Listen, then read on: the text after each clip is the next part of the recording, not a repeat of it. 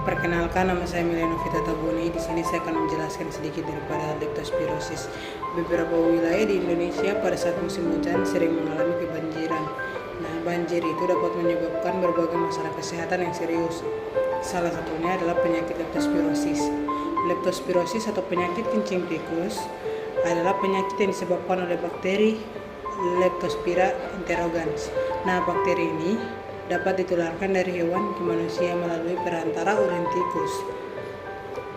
Sekedar informasi buat kita semua, menurut data Kementerian Kesehatan pada tahun 2018, angka kejadian penyakit leptospirosis meningkat mencapai 756 kasus. 166 orang diantaranya meninggal akibat penyakit leptospirosis ini.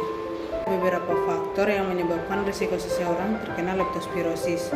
Leptospirosis ini sering terjadi yang pertama pada musim hujan, apalagi sampai menyebabkan kebanjiran. Yang kedua, bila kita tidak memakai alas kaki dan aktivitas di air atau lumpur. Ketiga,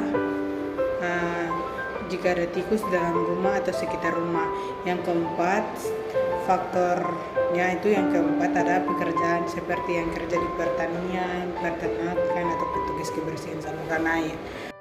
Cara penularan penyakit ini, hampir di semua spesies mamalia menjadi pembawa bakteri Leptospira. Untuk penularan langsungnya terjadi jika urin tikus atau hewan mamalia lain yang membawa bakteri Leptospira ini masuk ke tubuh manusia melalui luka yang terbuka seperti luka lecet.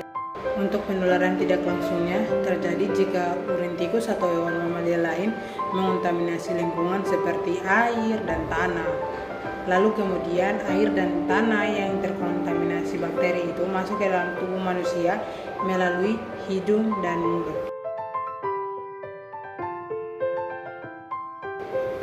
Umumnya kita harus tahu kapan orang terkena penyakit leptospirosis ini. Beberapa gejala diantaranya, yang pertama itu ada demam, sakit kepala, mata merah, mual dan muntah, bahkan sampai nyeri otot. Dan kalau sudah semakin berat dapat menimbulkan gagal ginjal, meningitis, radang paru-paru, bahkan dapat menyebabkan kematian. Penyakit leptospirosis ini dapat kita cegah dengan cara yang pertama menjaga kebersihan lingkungan. Yang kedua, gunakan pakaian yang melindungi, contohnya memakai sepatu boots pada saat keluar di saat banjir atau di tempat yang ada lumpurnya. Yang ketiga, membersihkan dan menutupi luka yang terbuka. Yang keempat, hindari berenang atau mandi di air kotor. Yang kelima, pastikan kebersihan saat mengonsumsi air ataupun makanan lainnya. Yang terakhir, jangan lupa untuk selalu mencuci tangan pakai sabun.